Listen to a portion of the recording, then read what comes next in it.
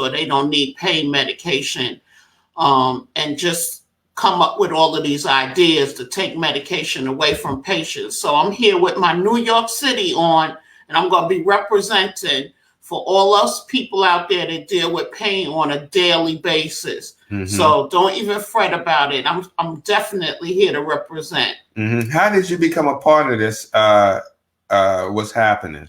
Well, the great thing is I work with a great corporation, the Rogerson Institute, and they recommended me to come and be a part of the study because not only did they want the professionals' input, but they wanted the patient input as well. And the government has given them millions of dollars to do this study. So patients have to be represented. So they sent your girl Dawn. Oh, okay. All right, Dawn. So we're going to start the show and you'll be able to look at it again. Glad you're here. Thanks for popping up. Ladies and gentlemen, Dawn P. Mormon from the CKD. Just tell us, what's the CKD information and resource page is about? Oh, well, that's a brand new page that we're starting, CKD Champions Information and Resources page.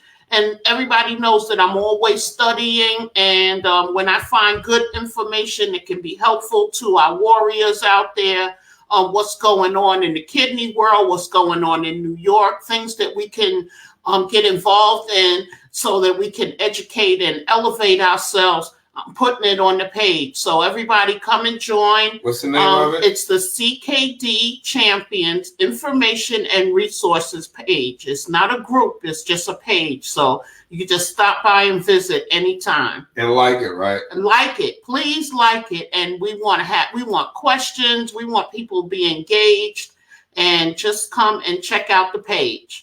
And everybody have a good night. All right. Thanks, Dawn. All right, guys. Look, I'm telling you, you can't get no type of entertainment and education at the same time from no other group. So also with that being said, stop by and join Dialysis Bootcamp 101. It's like no other group, and you'll definitely get a workout of kidney disease education. So with that being said, man, I got a great guest tonight. She was on our show maybe about a year ago, I believe. And a lot of people who are following us now may didn't see that interview. If you didn't, you can go back into our archives on Urban Health Outreach Media under videos and scroll through. But she's back tonight. She's a kidney donor. Wait a minute, let me repeat that. She's a kidney donor. She's also an author of Howl The Owl series books. And she's coming here all the way from Milwaukee, Wisconsin. Without further ado, and also an advocate for kidney donors. Without further ado, Brenda Cortez. Hey, Brenda, how you doing? Good. How are you? All right. Thank you for taking the time out and coming on Smashing Kidney Disease tonight. I really appreciate it. You and Howl. Yes. Thank you. Thank you so much for having me. And we have to bring somebody on here quick because Howl's kind of busy and he needs to fly the coop a little. So he just wanted to come and say hi quick. So there's Howl. He's saying hi to everybody.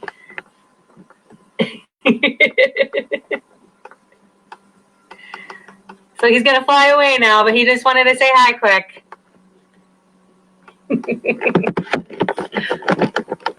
That was awesome. Thank you for introducing Howl to the audience. That was awesome. So, Brenda, you're a kidney donor. I mean, I know you're a mom, you're a wife.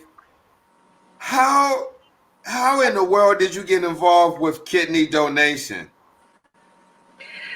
Wasn't anything planned. So, and it's been a long time for me already. Next month I'm celebrating 15 years as 15 years? Yeah. Wow. Yeah. Does it seem like that long? I know, right?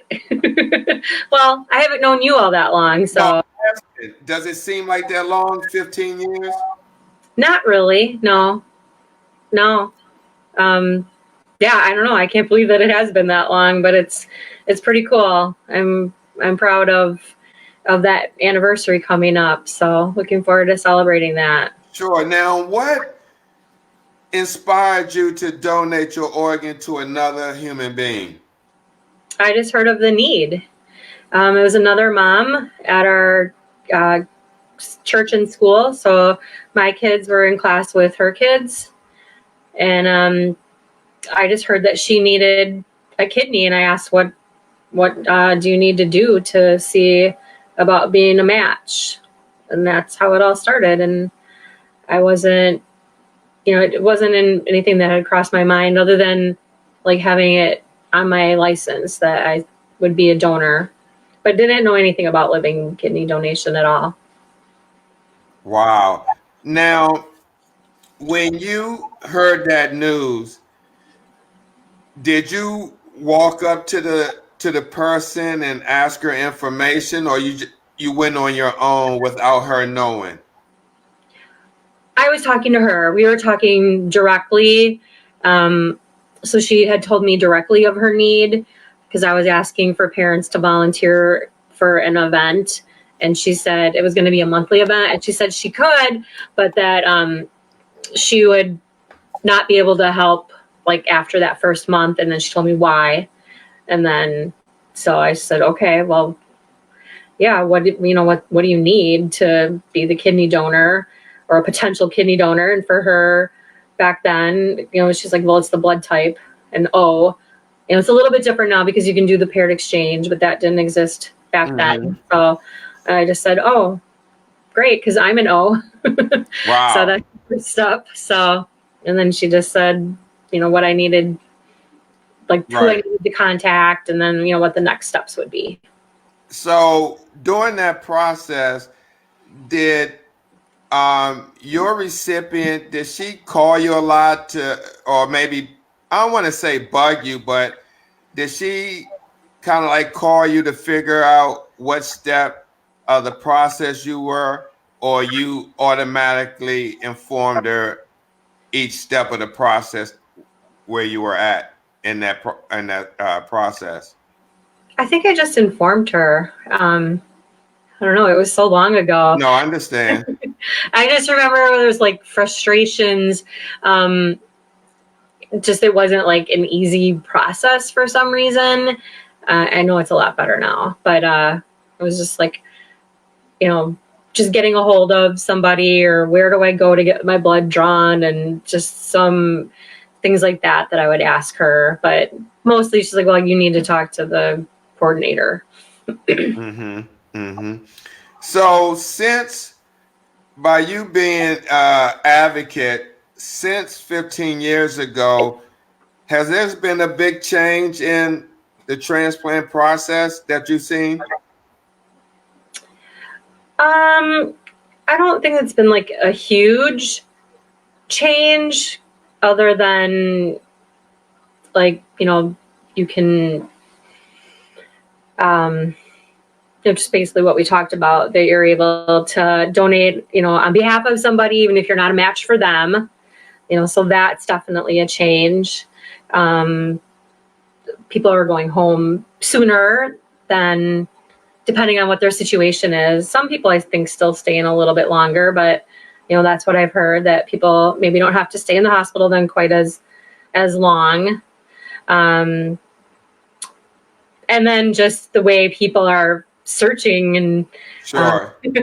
finding their kidney donor. And there wasn't Facebook or anything back then, and there really wasn't like a mentor program. There wasn't anything. And now it's so much different, and it's wonderful that people who are interested can find different groups and reach out to people and find out information, and then ask questions. And I think we just have the Living Donor group is such a supportive group, and always welcoming more people in to our group. Mm-hmm. Mm-hmm. Now, how long have you been involved in social media advocating for donor? Probably like the last 7 years, maybe. I mean, it keeps growing and growing, obviously, but I'm just trying to think back to maybe when I started to get involved, like with the Kidney Foundation, and maybe post some things. And then once my book started coming out, which the first one was already like 4 or 5 years ago. So then for sure, I mean, that's what really pushed me into, more advocacy, was having the book and promoting what I could with the book, living donation, organ donation awareness. And it just keeps growing. Mm-hmm.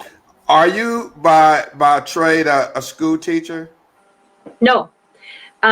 Sales and marketing is my thing. Really? Which has been helpful for, I'm sure, trying to promote books. That's interesting. No, that's interesting. Now let me ask you, 15 years ago when you donated, how was your recovery time as the donor? Was it longer than or shorter than it is today? I think it just depends on the person. So for me, hospital stay was 4 nights, and then they said 4 to 6 weeks. And I think that they're still saying, for even 4 to 8 weeks, depending on like what you do for work too. Because I've heard of some people like, going back, like I have a desk job, go back at 2 weeks. And I think that that's too soon kind of for anybody. And I think some people that I've seen, posting things in groups that they've realized like, oh, wait, yeah. Like, you're still tired. Your body's still adjusting to basically an entire organ. But yeah, I think just tired is probably a big thing for people. Mm-hmm. Do you, how's your donor, your recipient doing? Good, as far as I know. We're just connected on Facebook. We really don't see each other.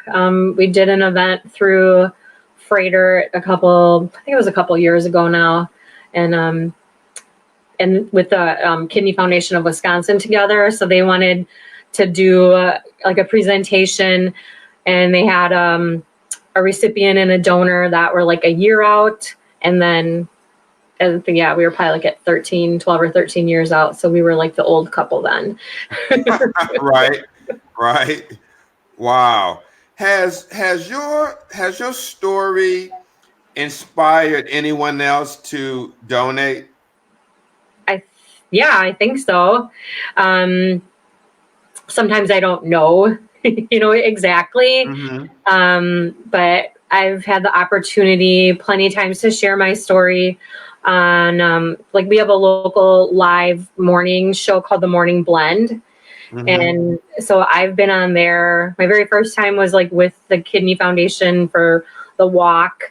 And then they've had me on, I think, like 3 or 4 times for my different books when they would come out. And then one time they had me, so this was 2 years ago, and they coming up on 2 years. So there was some billboards that had gone up around town for Jessica looking for, desperately looking for a living kidney donor. And then they reached out to me and said, hey, we're going to have, this Jessica on. Can you also come on? And it's, perfect to share my story as a living donor to, hopefully, encourage others and let somebody, like, hey, there's somebody who already donated like 13 years ago. Look, she's doing fine. So, and I know that I was able to mentor somebody that was inspired to donate because of the billboards, but then she did share that I did help her. I brought her basically, I think, like peace and comfort with, making her decision. And so I know that really made me feel good that, okay, great. And, Jessica got her kidney. This lady, she ended up donating to somebody else. And that's what happens a lot of times is people still want to donate, even though like, maybe the person that they're thinking of, either they, already were able to have somebody else donate, but they've started the testing or, gone through everything and have become passionate about it. And they end up like, okay, I still want to donate. I want to donate to somebody else then. And so many, I think, of the living donors in the last few years, that's how it goes. Wow. Now, Brenda, how has it been since being on social media, meeting other people who donated their kidneys? How has that been for you?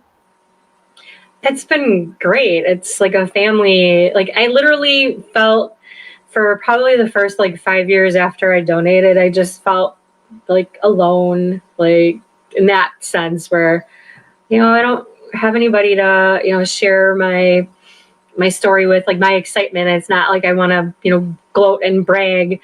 But I don't know. There's just something like, it's just, I don't know. It's a cool club, the One Kidney Club. It's a cool club to be a part of. And I think everybody that, has donated, they should be proud. And that is something that I see talked a lot about in the groups on social media where it's like, well, I want to share my story. I don't want people to think I'm bragging. And I always say, share your story, like just be proud. And if somebody thinks you're bragging, too bad. But if you're going to inspire other people and then just all of us, meeting each other, there's been some cool events that I've gotten to meet people.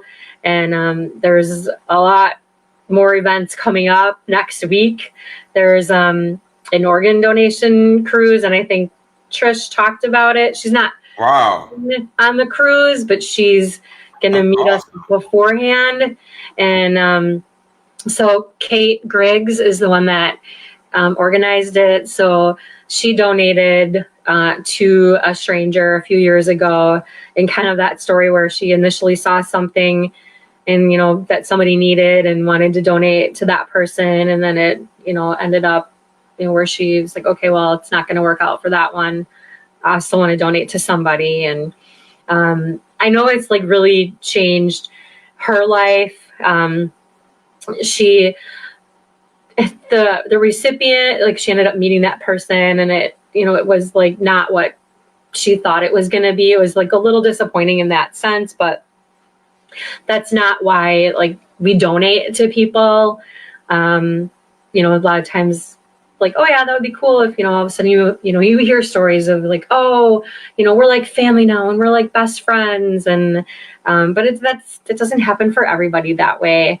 And I just tell Kate and, you know, like even myself, like, you know what, if you're not best friends with that person, but look how many other like awesome, amazing people that we've got to meet, and, you know, good friends. And, you know, I consider Kate a wonderful friend, and Trish, I can't wait to meet her.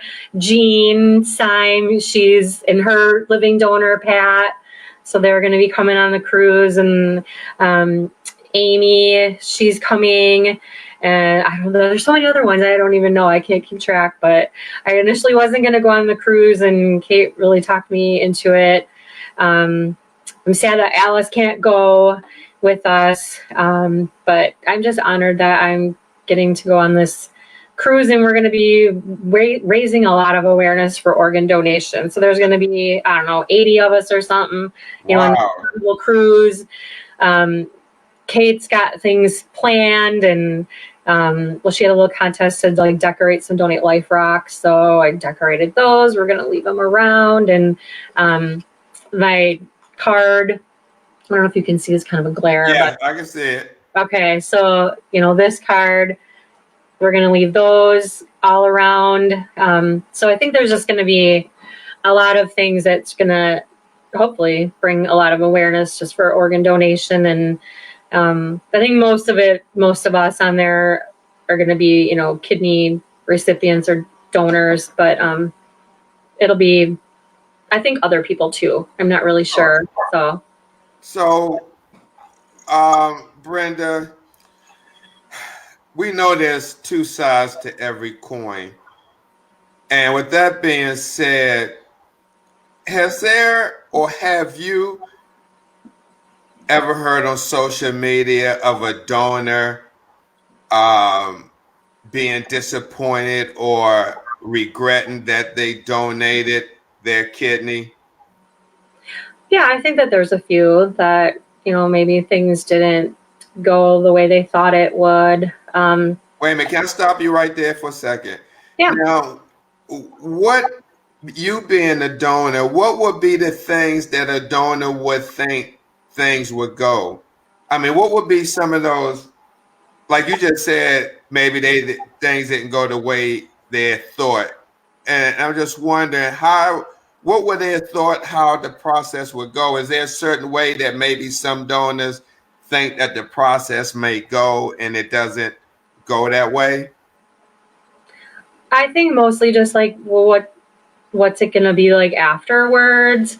Or, you know, if somebody ends up having, you know, some kind of little complication. But honestly, when I hear of people, you know, having like, maybe there's a little complication, something, you know, it just didn't go as smoothly medical wise, but so many years, like I would still do it in a heartbeat. Sure. No, that's understandable. But I just wanted to know, because I heard that there was a Facebook group that for people who, you know, was discontent for donating their kidney. So just wanted to elaborate on it. I heard that there was too. Yeah, I did hear that. Now, let me ask you, Brenda, before we get into Howl the Owl, for people who watching this broadcast right now and that's seeking a living donor, what words of encouragement could you give them as a donor yourself? For someone who's actually looking for a living donor? Right. Okay. Don't be afraid to just put the word out there. Just let as many people know as you can. If family, I hear like, oh, I don't want somebody in my family, you know, I don't want to put them through that. Or if people in your family want to donate, like, let them help you. Like, so many people, I don't want any help or something. So just put it out there. I mean, go big, go for billboards. So, you know, like I referenced Jessica in the billboard. You know, there was Facebook and other stuff that ultimately, you know, worked for her. And there was another billboard that went up like last fall for a guy, Tom, and he just received his kidney the beginning of January. Wow. This was somebody who advocated on the billboard? Yep, his wife worked with UW Health, and so they live in the Milwaukee area, and then they were working with UW, which is in Madison.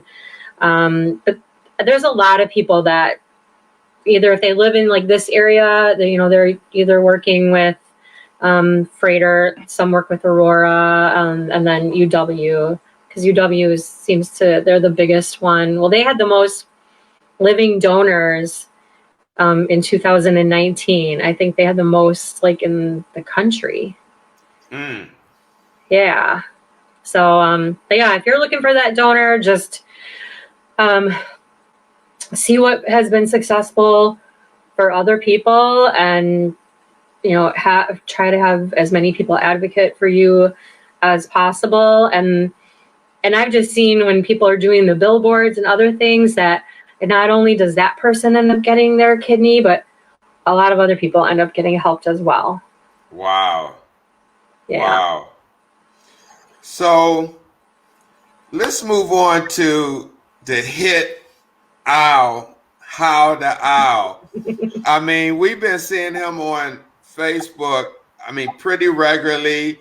George Phillips, I'm sorry, wait a minute. I apologize. I stand corrected. George Franklin, Trish Phillips, and some other people I've seen with Howl. Yeah. How did you go from kidney transplant donor to an author of pretty much children books on an owl educating? How did that come about? Yep, good question. So, so when I donated, my kids were in 2nd grade and 5th grade. So my daughter was the older one, 5th grade. And then, so then we fast forward to, she is now a senior in high school, and she wrote her essay to get into college, and she wrote about the kidney donation. And she said, oh, it was like scary for her as a child, you know, to have mom, you know, go through surgery and not, you know what to expect. I hadn't heard of that at all. But I inspired her to want to be a better person and help others and like do something in the medical field as well. And when I read that, that just inspired me, made me think back, like, yeah, that probably was, you know, scarier for them than I even realized at the time. There weren't any resources, you know, there weren't any resources for me that I had found as a living donor, you know, let alone like for my kids. And so that's when I took it upon myself that I should write something to help kids going forward understand like what's a kidney donation. And so that's how my first book came about. And let's see, I'm gonna grab it and show you guys, because that was before Howl was born, we'll say, before he was created. So my mom is having surgery, a kidney story. And so I wrote this and told it from my daughter's perspective. So it's basically her telling the story, and I'm the mom in there. And so that's how I got started writing for the kids. And here's the back side. Oops, there we go. Hard to see. And then I partnered with Donate Life America to donate proceeds, you know, some proceeds from the book. And then ended up going from there that I wanted to have something that would actually help a child that was going through like a transplant themselves. So that's when I came up with the saying first. I came up with help others with love. And that's really like what organ donation is all about. And I'm like, that spells out Howl. And I wanted to have a cute character for my book. And so I was like, hey, well, there you go, Howl the Owl. And so I found him first as the plush guy. So there we go. So you got to meet the mascot Howl at the beginning. But yeah, this is the plush guy. And he's the one that you've been seeing all over Facebook with George and Trish and Kate Griggs and Jean. Like Jean took him to Disney World. Oh, and then we can't forget about Terry on Facebook. She's Maria Terry Palawa. I don't know if I'm saying her last name right, but she took him on the Donate Life Rose Parade float with her. So she's a double lung recipient, and then she just. Oh my God, that's some serious marketing. On the Rose Bowl Parade float. Yeah, and then she got to do a thing at my God. Las Vegas Motor Speedway like 2 weekends ago, where it was this ride with the cops that Nevada Donor Network partnered on. So the state troopers. So she got to go around in one of the state trooper vehicles, and she brought Howl, and she's just been a great advocate. I've been so lucky that I think more adults like this plush animal than kids even. Right. Especially George Franklin. Yeah. Hey, Brenda, Dawn Edwards wanted to know, how could she get a Howl? She's having a yearly event in May. This is the fourth annual? The fourth annual event, culture event she's having in New York in May, and she wanted to showcase you and Howl. But I know you probably couldn't make it to Brooklyn, but how could she get a Howl to showcase and talk about Donate Life as well? Yeah, so the website, so my main website is I'm part of Donate Life's website, but the easiest way to get there is just howltheowl.com. Howltheowl.com. And then here, if we can see, I don't know if it's too bright. There we go. Howl the Owl. All right, let me get out of here. So there. Yeah, that'll take you to the website. You'll see each book title that you can click on, and some people get confused by that. It takes you to a whole separate page of description, each book title, and then scroll down, and I think there's you can get the whole bundle of books, and that's free shipping with that. And then if you scroll a little further, then there's the plush, and then you can order him. So that's where that's the only place you can get the plush guy right now. And then you can also get the books on Amazon. Excuse me. Mm-hmm. They're the ones that from this website. So I get those orders directly. I ship everything out directly. So I sign each book and put a little message. And if somebody wanted me to actually sign it to someone in particular, then they can just let me know that, and I'll be happy to do that. And then I also include a bookmark. Right. I remember now. And then sent me a couple of them. That's awesome. Yeah. So I guess that would be the difference between ordering and then the books that I have versus the one that Amazon prints, or maybe just a little bit better quality as well. But the first book that I showed you guys, my mom is having surgery. I still am getting orders for that, and it's awesome that that's great. Ordering all the time. So yeah, I'm pretty lucky. In fact, I have to make sure. I got an order I think yesterday, and I have to look and see. I don't know if I shipped it out yet. So. Yeah, I think we need more books like that, because with so many people being sick now and having surgery, you need explanation, especially for little children, so they can understand as well. So I definitely applaud you for coming up with that for that book for kids. I wanted to ask you, It slipped my mind. No, but what I wanted to ask you was about your book. How, with the character Howl, what was the first one you came up with pertaining to dialysis? So that one came out. It was just the 1-year anniversary for that one. So that is, and that's the one that you looked over and, you know, helped me with some adjustments so I could try to be accurate. I have this. There you go. Mm-hmm. Yeah. So that one. So Howl learns about kidneys and dialysis. So it's kind of self-explanatory.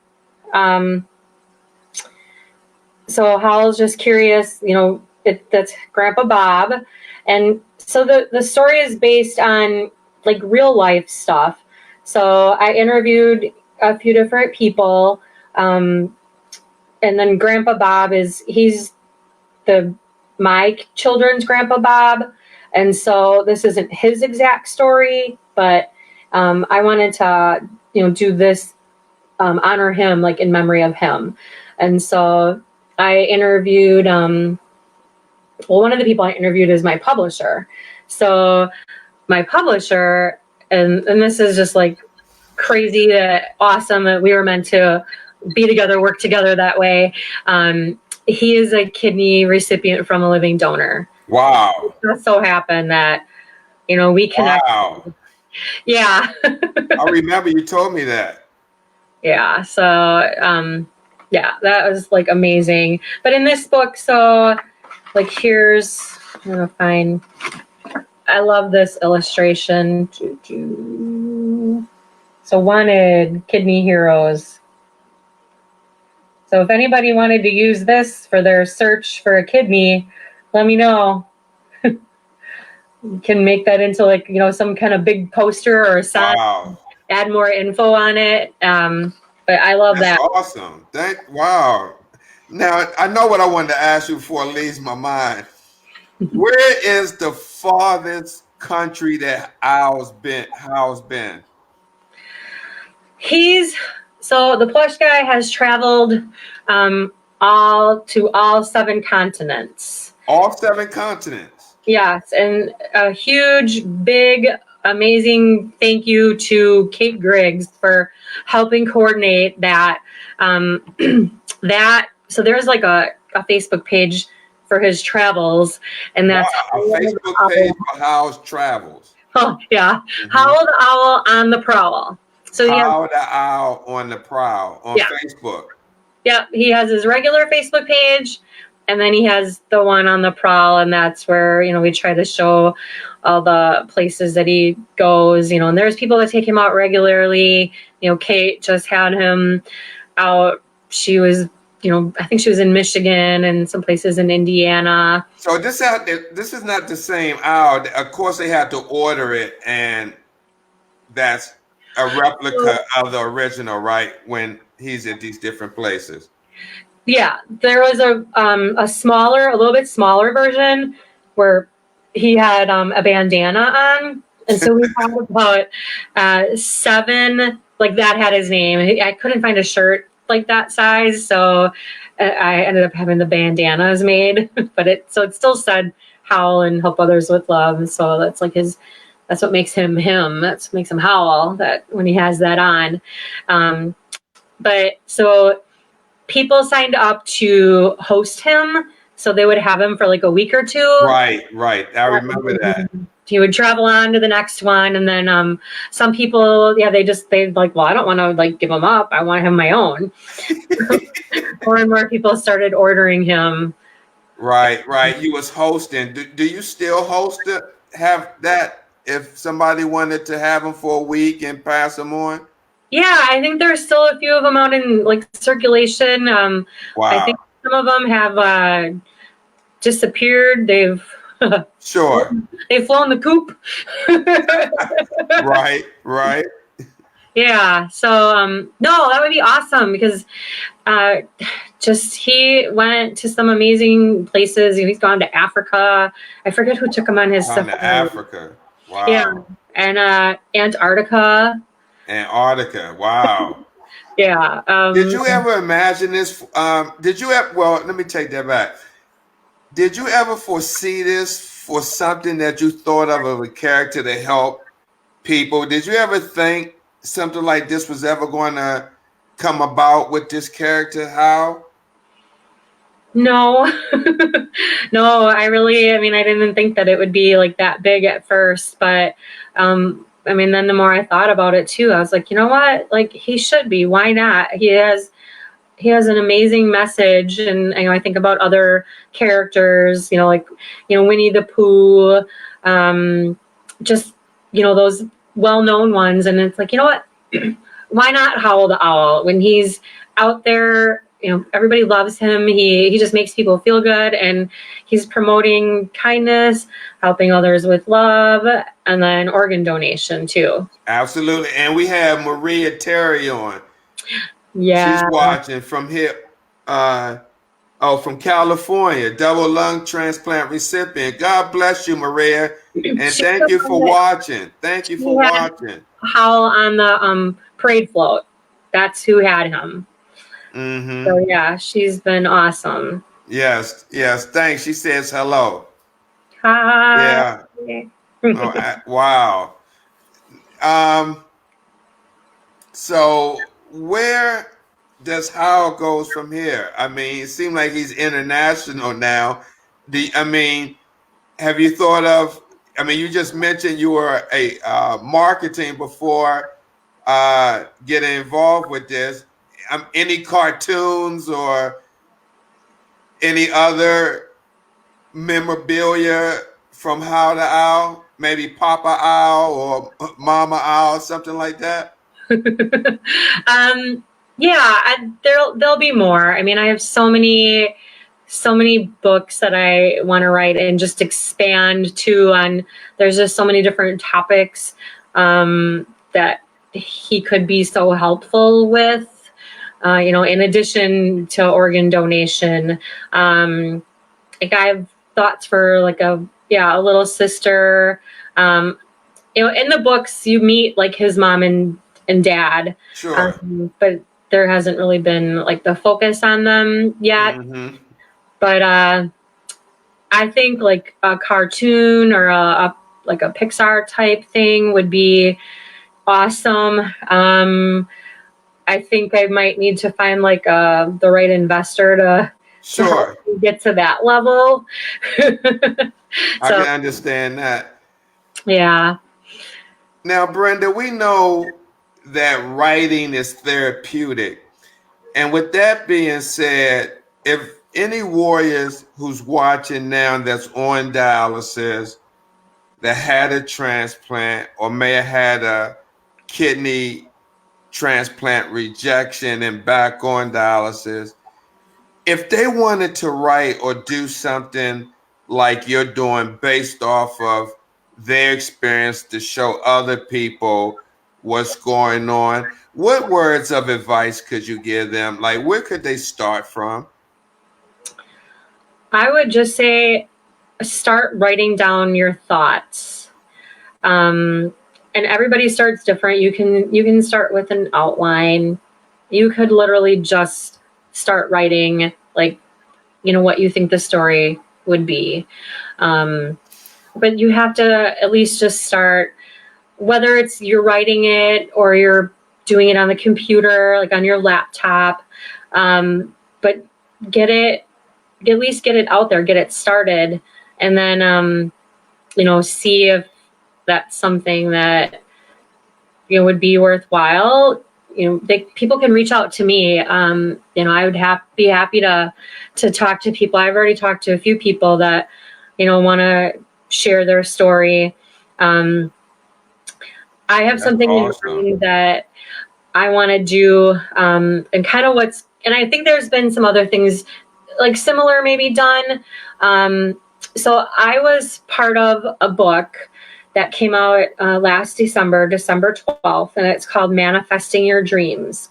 And so my author friend, Marla McKenna, put it together. So there's basically 20 different authors, 20 different chapters like 20 different stories. And so she invited me to be part of it. And I was honored. And so my chapter is A Purpose Becomes a Passion. And so the purpose of me donating a kidney has turned into this passion for writing and organ donation awareness, kind of the super short of it. But so that's my chapter, and just kind of tell my story. But I want to do something, along those lines, and give other people the opportunity, like to share their story. People that have, either whether they've donated or they've received, or maybe even like a donor family too. What has brought them further into it? What it's not like, okay, they receive their organ and then life just goes on. But like, I want people that have really like done something more, that it's, truly brought out like, a passion or something in them. So that's what I'm thinking of working on for one of my next things. Wow. So can you tell us, what's the biggest myth there is you heard about organ donation? That people think if you say you're a donor, that they're like, oh, they won't want to save me then at the hospital. That's probably one of the big ones. That people are afraid that, oh yeah, they're going to find out I'm an organ donor and then they're just going to let me die. So that's obviously for like deceased donors. I don't know. I think that's the biggest one I can think of. Sure. Now, when is this this trip that you and the other donors are going to meet up? When is that? This spring? Next week. Next week? Yeah. Where are you going?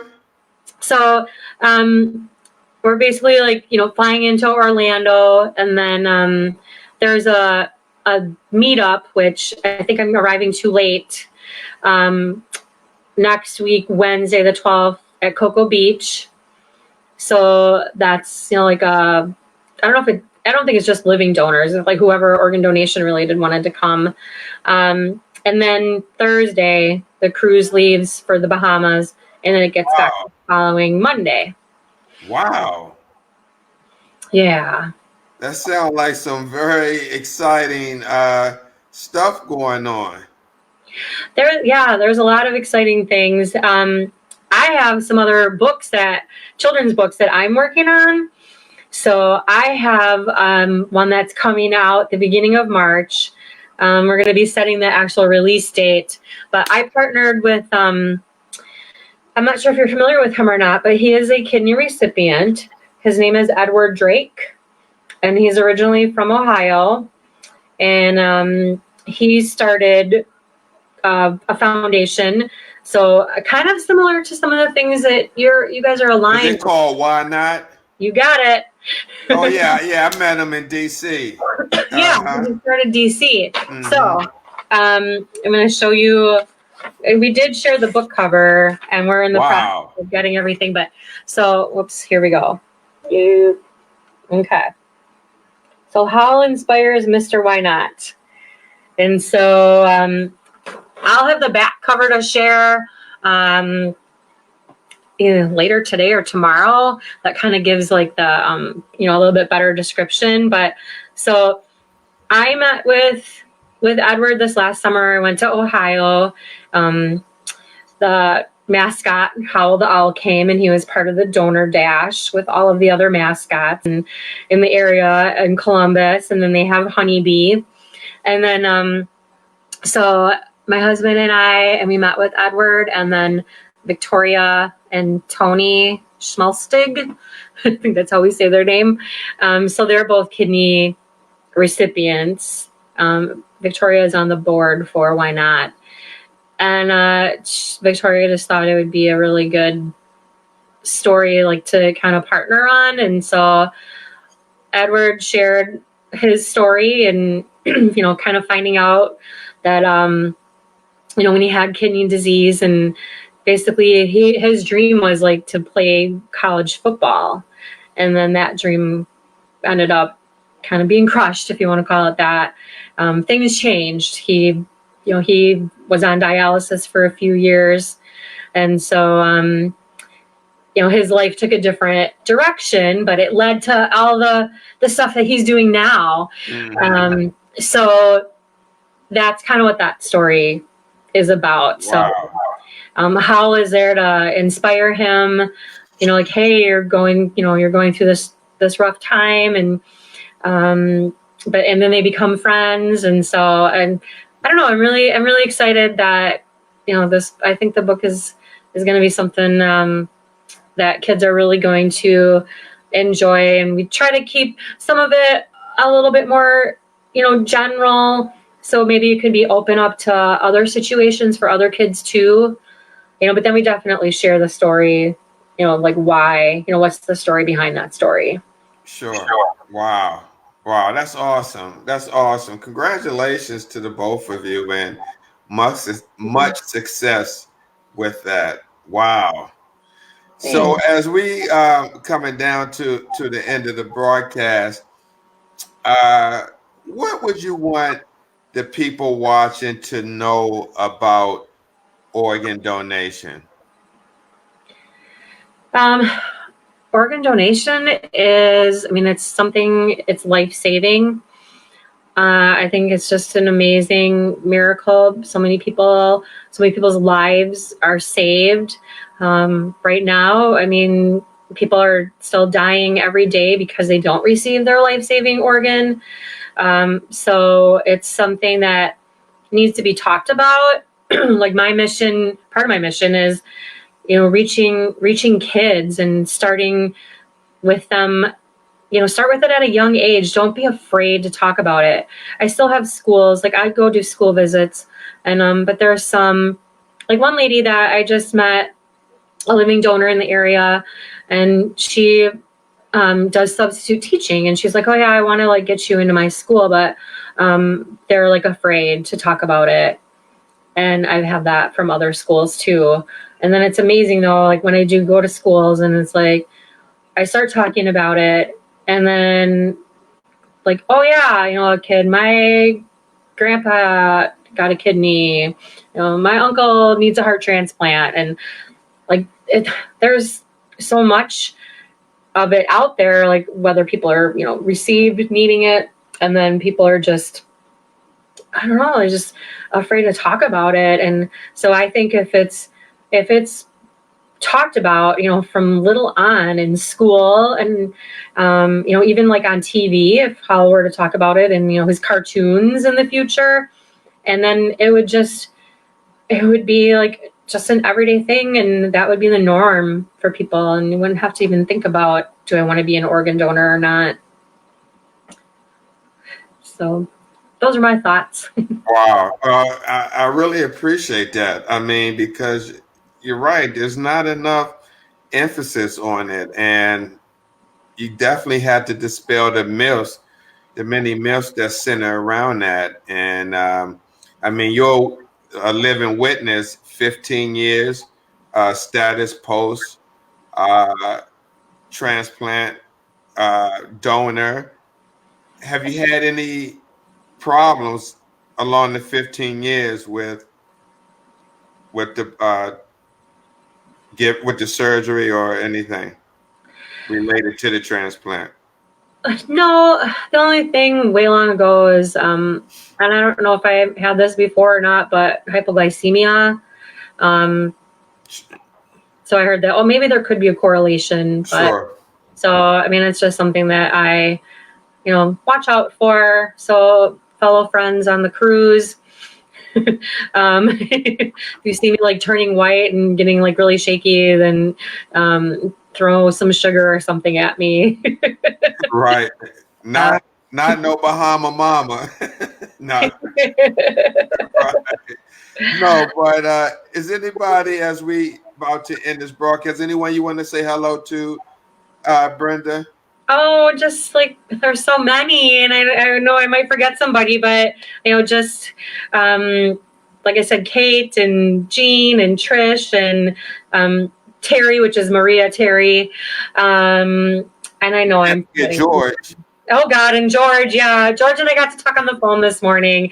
He was asking questions and I'm like, I'm driving, like, let's just talk. And so awesome. We had a really, really good talk. And he's just been wonderful with, and Danette too. I think it was she the one that was also sending out, who's been in Maryland, all of them that have been sending out sharing their howls. So, right. Wow. Yeah. So, I mean, and I just appreciate all of the support and the enthusiasm for Howl. And I know I couldn't like do it without so many people. Howl wouldn't be what he is without the fans. Wow. I would definitely, I would like to hear about that trip. If you could come back at a later date and just tell us, is this the first annual meetup?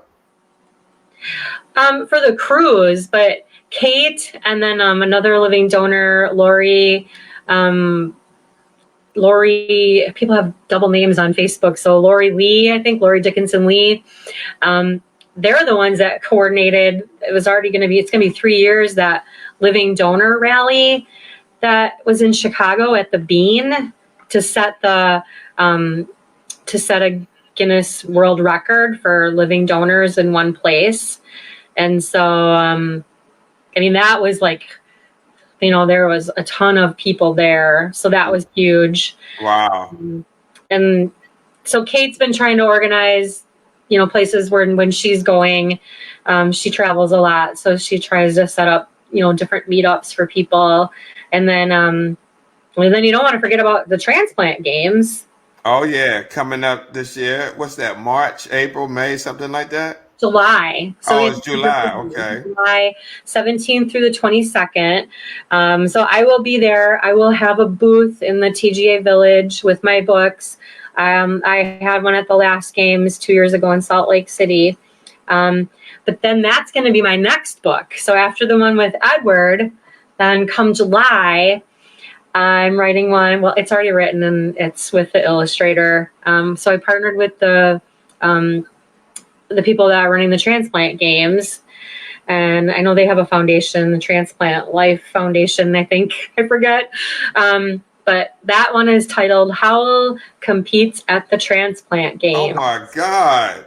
And so it's him and Howl competes at the transplant games. Yeah. You got a book coming up. Oh my God. So Blaze and Spark, those are the mascots for the games. And so in the book, so it's Howl and his friends, Blaze and Spark, and just trying to like portray what it's like at the games and with the pin exchange and the opening ceremony and the 5K. So I'm really excited about that book too. Sure. Wow. We may be at the transplants game as well. And if we are, hopefully we can get a live interview with you. Oh, that would be awesome. I hope you come. You should. Oh, absolutely. We're right near New Jersey. Okay. Woohoo. All right. That'd be awesome. So, Brenda.